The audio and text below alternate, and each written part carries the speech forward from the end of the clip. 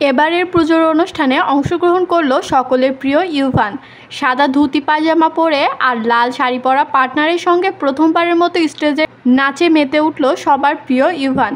সেই বিশেষ মুহূর্তে উপস্থিত ছিলেন অভিনেত্রী শুভশ্রী গাঙ্গুলী। গর্বিত মা সেই ভিডিওটি শেয়ার করে লিখলেন, ইউভানের প্রথম নাচ, আমি ভীষণ নার্ভাস ছিলাম, তবে বিশ্বাস ছিল ও পারবে, আর ঠিক তাই হয়েছে।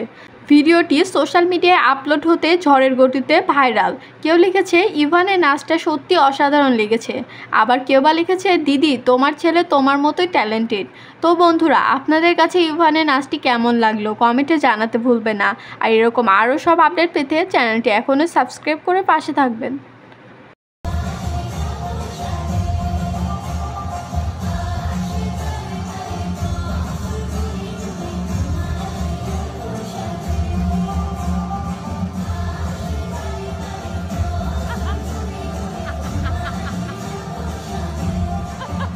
ধুতি পরে ইউয়ানের নাচ কেমন লাগলো জানাতে ভুলবেন না।